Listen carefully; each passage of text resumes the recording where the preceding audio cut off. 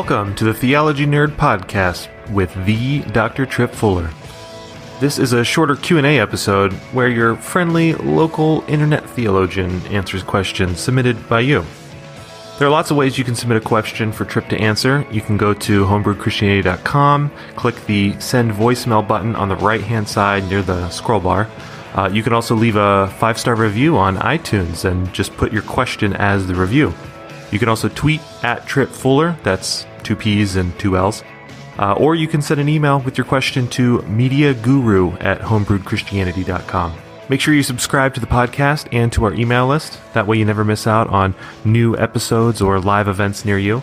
Just go to homebrewedchristianity.com to learn more.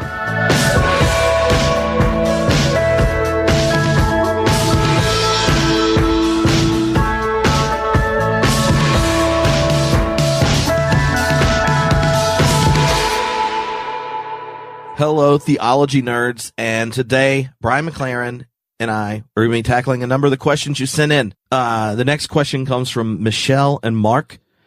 They said, we are about to become parents for the first time and would love some advice on sharing our faith with less baggage than we received to our children. So Michelle and Mark, can I just say, I travel and speak all the time, and this is becoming one of the most common questions I get everywhere I go. Almost every single Q&A session I do, this is a question I hear. I was on a phone call with a group of people a couple weeks ago who I'd met in all these different places, and they said, we really want to give help to people on this question. And so just to encourage everybody, there's a group of people secretly plotting a progressive Christian focus on the family. Now, that might sound absurd, but in other words, how can we actually provide practical help that takes science seriously, human development, child psychology, all the rest, has deep theological and ethical roots, and is humane and relevant to this time. So there are people grappling with this, and the fact that Michelle and Mark would ask this question to me is just a great sign of something that's desperately needed. In my most recent book, The Great Spiritual Migration, the first third of the book, in a sense suggests that what congregations should be is schools or studios of love, and that one of our great challenges is figuring out what is a curriculum of love. And if we figure that out, how do we help children learn that? How do we help teenagers? How do we help young adults, middle-aged people, senior citizens? How do we help people at all the stages of life to stay enrolled in the school of love, so to speak? And so Michelle and Mark's question is absolutely fantastic. I think I have one primary suggestion, and then Tripp, I'd love to hear what you think, because you're in this game right now, and then, maybe that'll stir something else. But here's what I would say. I don't think that it's very easy to say to your kids, we belong to the Christian religion, and that gives us all the answers, or that gives us the moral framework, because the Christian religion now is so contested, and so there are so many Christianities out there. So I think this becomes an opportunity for a mom and a dad, or two parents of whatever configuration, to say to their kids, we are trying to learn how to be the most loving version of ourselves that we can be. And here's how we're doing it. And here's how we see this. And we want to share with you the very best that we know. In other words, I would almost take more of the responsibility back to yourselves as parents. And I don't want to put words in your mouth, Tripp, but I have a feeling that's what really is behind homebrewed Christianity, is this idea that when you can't trust Budweiser to make the best beer, you got to take a little more into your own hands. And so in a sense, you'd be saying, this is homebrewed in the sense of a family home business of brewing our version of Christianity, that the people we love the most, this is what we want to give to them. I don't know. Does that make sense? Yeah. And I think part of it is recognizing that the assumptions at the heart of kind of formation in the church in modernity are just problematic, that a lot of parents are either see Christianity as they see Christianity as like the truth. So they put them in a situation where they eventually run through the steps that then can be verified that they're on the right team of Jesus. Or in the more mainline context, that they're raising a spiritual free agent, and it's problematic if their identity's formed in a distinctively Christian way until their enlightenment notion of the self rationally chooses the right religion. And I ran into that so much as a minister to students that what you're missing is the any religious tradition is not known from the outside. Like you cannot read, you can't read the sutras and be like, well, I guess that's not the religion for me. You can't just read the Bible and understand Christianity or whatever. And that religions are not primarily a collection of ideas. The ideas emerge out of the lived experience of that tradition. And the wisdom of a tradition really isn't received until you're formed by it and in it. And so, one thing I would say is that when Alicia and I found out we were pregnant with Elgin, our oldest, the 10-year-old, we decided we were no longer going to work at churches where you argued about who was welcome, whether or not you cared for the planet, and whether or not justice was an activity and not a debate topic. And that meant we were at churches where those positions were allowed but not acted on. So we sought different churches to be ministers at, because your children are going to pick up, if you participate in a church, the consensus opinions of the church pick up. So, that was important. The other one was, we don't join churches where only straight white men talk all the time. Yes. And, that has meant, that it was part of choosing congregations. And that to me is important because I know it communicates things. And the same thing that if you go into a worship service and there's no silence, they don't attend to wonder, and I can't hear people singing next to me. I just don't, those aren't my thing. I want silence at some point because the service should never be fully structured in advance, because you're coming to attend to a mystery, not, explain it and stuff like that. So thinking about those decisions when you're picking a community, but know that being a part of a community is, I think, really essential. There's a reason there's no cultures and no religions that are made for individuals, because human beings learn to act. And if you're in a community, it's not about the conclusions as picking the best questions. So that would be like, what are the questions that drive this community, and how do you cultivate those questions in your family, and how do you put actions to the ideas that are there? For us as a family, that has, now I have a lot less religious baggage than Alicia does. She grew up in a fundamentalist home. And so we have very different experiences. So we have different jobs. Like, I am the one who will sit and have the conversations with Elgin, because the others are 4 and 1. I'll have long conversations with Elgin and stuff, and I'm the one that will sit and read the Bible with the children and then discuss it.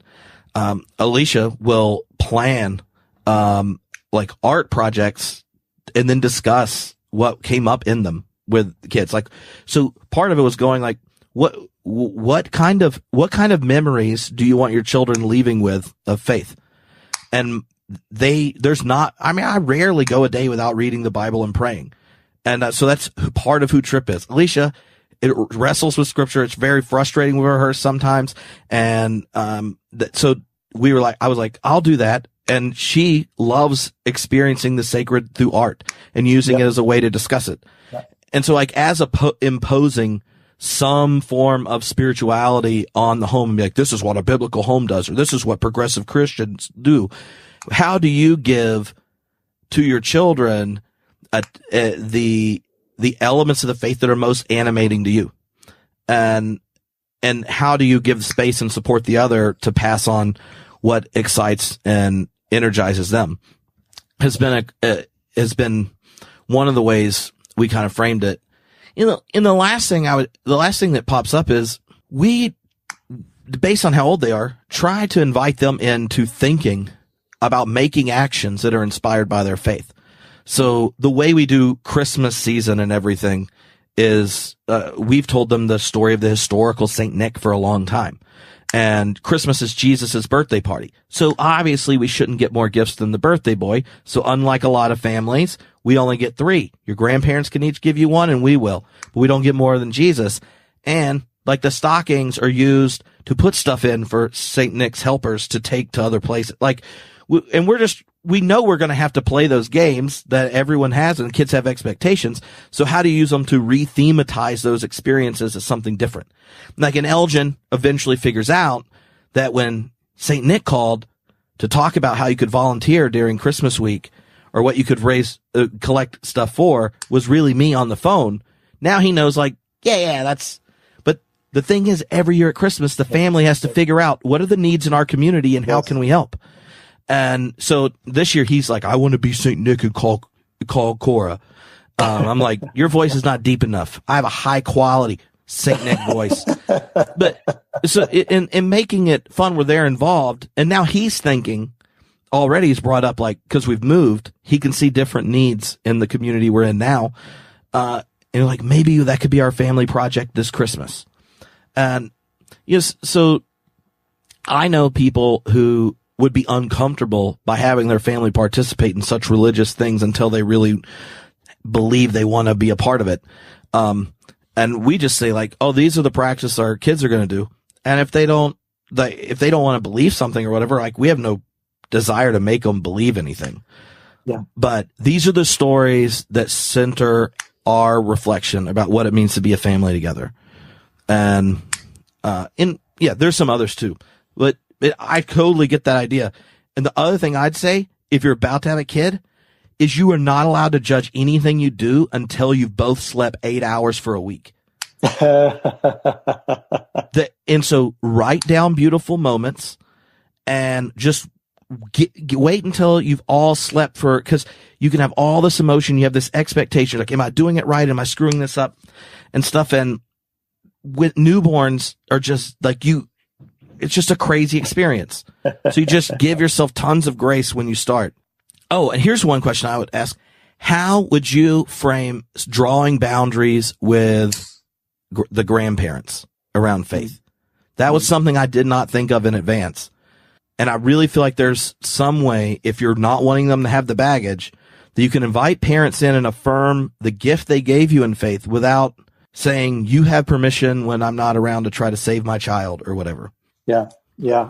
That's a really, I don't think I have enough experience to offer a great answer on that, except to say that if I had just given my answer, which was sort of about taking more responsibility as parents and in some ways having freedom as parents to really go to your heart and not just try to replicate what was done to or for you, you brought in, Tripp, the value of being part of a community, and the necessity, as you said, what you said, I thought a lot of parents would be or a lot of people when they find out they're pregnant would be really smart to go through some serious, maybe we ought to change churches discussions, because we want that community we don't want that community to damage our child, and we do want it to form our child in the best way possible. And then part of that then is also saying, and how does the extended family fit in on this? All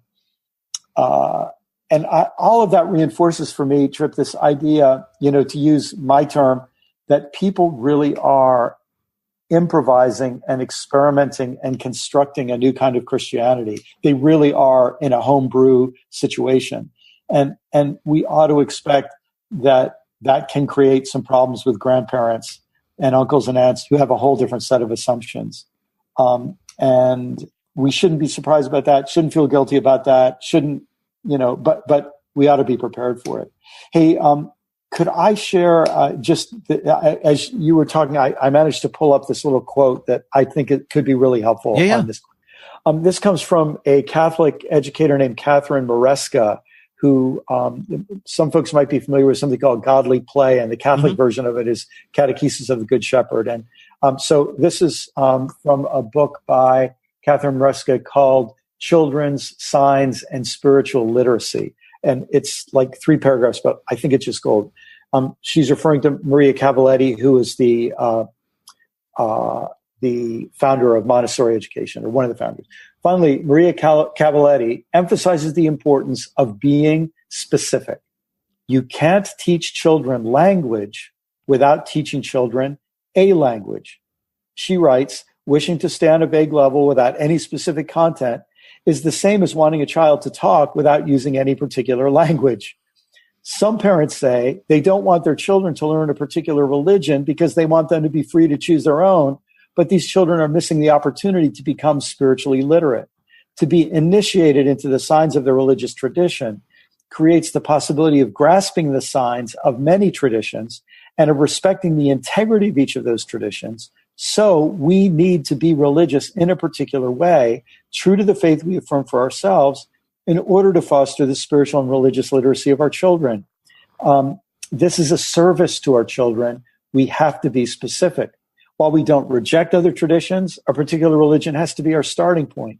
To say, I'm spiritual but not religious is like saying, I'm linguistic but don't speak any particular language. Everyone has innate linguistic capacity that gets activated as one learns a particular language or languages. Likewise, everyone has spiritual capacity that gets activated and mobilized through becoming religious in a particular way. Becoming religious in a particular way is foundational for relating to the religious other. One more paragraph. Children who have learned their native language well are poised to learn new languages with greater ease.